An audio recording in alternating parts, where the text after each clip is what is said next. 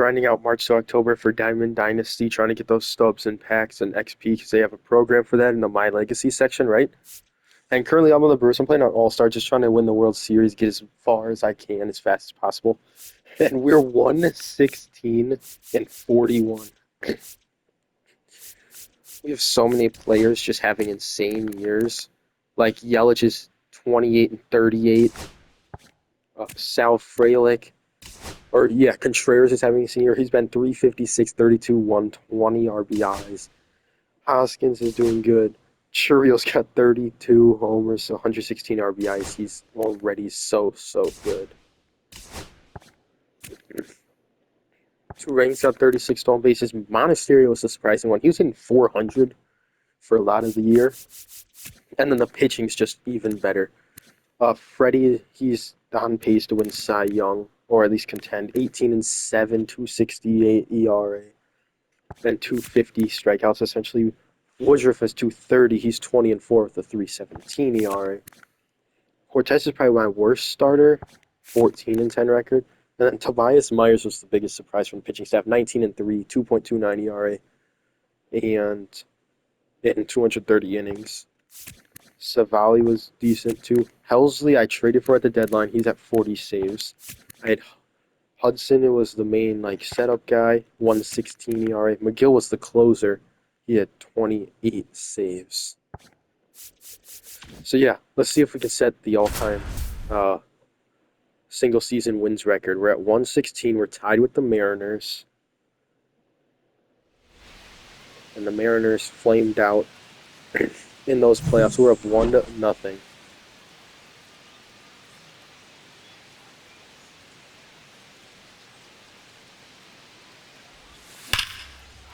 Yelly the other way. That's going to be an easy double. He's back on an MVP trajectory.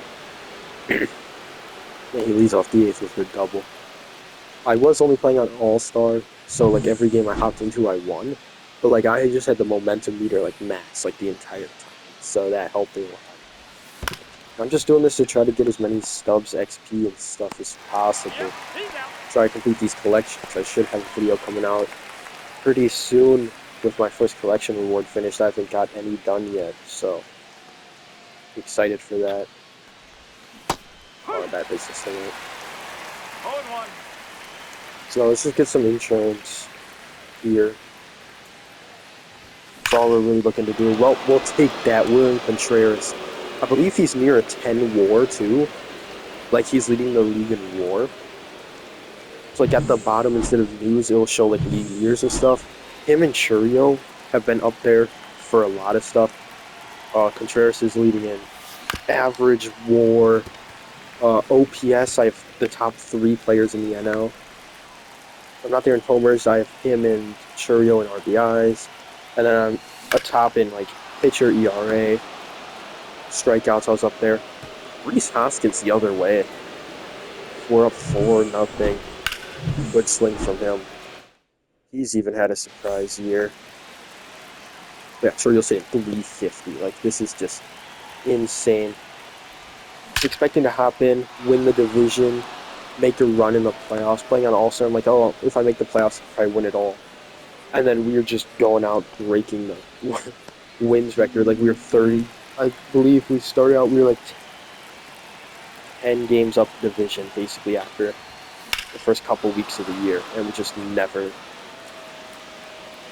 let anyone come close. But the funny thing was the Phillies were also there, right after the All-Star break, we were 60-something and 30. I think they had just one fewer loss than us, so. Because the Schwarber through the first 40 games had 30 homers. Same with Trout. Trout had 30 homers through the first 40, 50 games. It was crazy. I'll check in on what the Phillies are at right now, but. It was just crazy. And I'm oh yeah, I thought at the moment, we're 66 and 18 or 19, and they were the opposite. One was 66 and 18, one was 66 and 19. I was it's just crazy that they're actually this close. And the Dodgers were in the wild card for a while. It's we're really not realistic. But March to October, I don't think it's supposed to be It's like a watered down franchise, like because with the momentum thing, the meter, that helps a lot. Nestor Cortez has been hot recently too. Every game I popped into, like the last 4 or 5, he's been pitching, and in like, oh shit, and it's like the 7th, 8th inning of these games.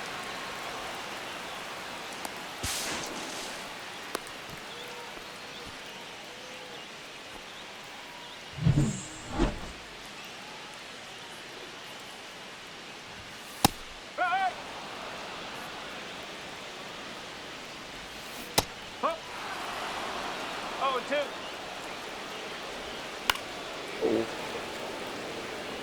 All right, come on, Nestor. There's a reason. Oh, I don't have perfect dumps on. Try to make it a bit more realistic. We'll take the K. That's why they call you Nasty Nestor.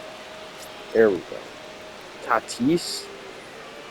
Actually, for a lot of when Monasterio was hitting above 400, Tatis was ahead of him. He's at 275 now. 276? Yeah, 276.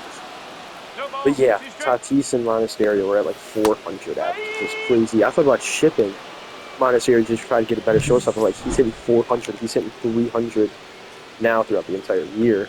It was like he's hitting 400 through the first like 3 months of the year. Like, why would I ever trade him?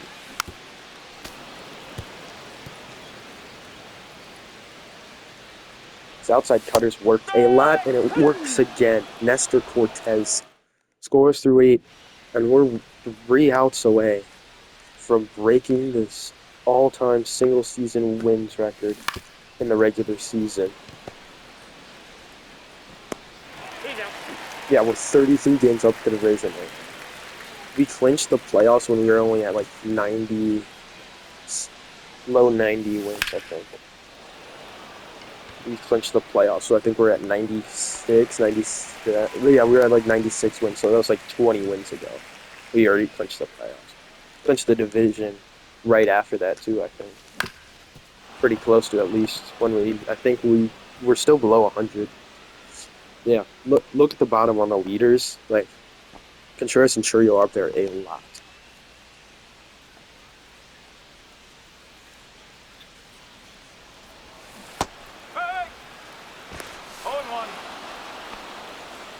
Schwarber slowed down a lot. He was at high 20s homers. Same with Trout. They're at like high 20s, 40s. They just flamed out. Oh, Schwarber passed Contreras. Contreras and Chourio were first and third RBIs for a while, too. 1 and 2. I believe we have 2 people up there in stolen bases. Yeah, Yelly and Toure. Good pitch. Hey, but we're 1 out or 3 outs away, right here. We're keeping Nestor on the bump. Okay. 1 and 0. Up there in wins too, I believe Woodruff was far and away up. But yeah, we're top 3. Woodruff, Tobias, Larson, Freddie, which makes sense because of how many wins the team has had.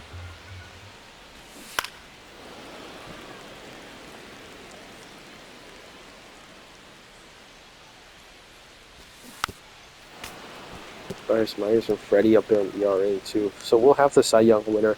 We'll probably have the MVP winner. Once it shows the wars, you'll understand why. Like, teams in the AL barely have above, or just about 200. Freddie is at 250. I thought for a minute he could have had almost 300. Josh Hader had 51 saves. I knew Mason Miller was up there. Matt Strong is 53. Yeah, because they were really good. The Phillies were really good too. No, that's a ball. Come on, Blue. 1 ball, 2 strikes. Okay, Contreras and Chourio are both over 1,000 for OPS. Yelly's just below. At 8, 7, and 6. So Bobby Witt should win MVP over there. And yeah, we have 10, 8, and Oneil Cruz is at 7. Basically 10.5, 9. That's how insane this team has been. And then for pitcher war, I think we have the top 2 as well. Yeah, 5-4, 5-3. which I think that's like the benchmark for good pitching here. It's like anything above like 4, right? For hitters, like 10 is like historically good here. Usually like 5, 6 is like good. That makes you like an all-star caliber.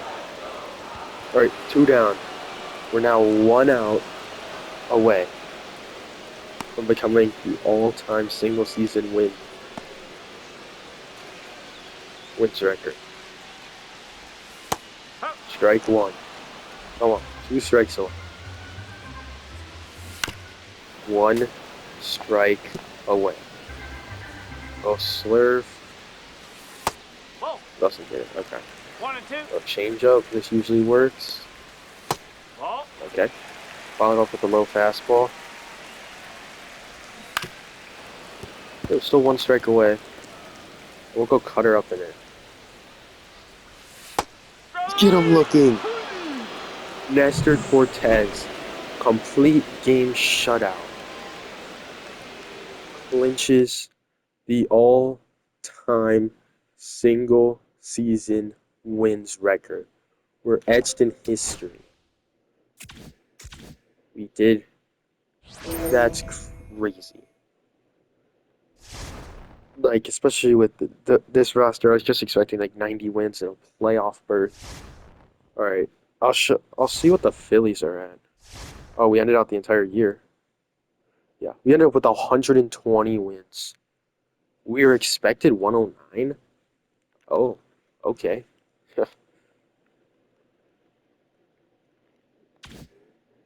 I did not expect that.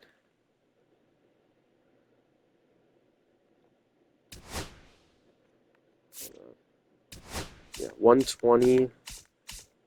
The Phillies were at 116, so they tied the record. But we won it.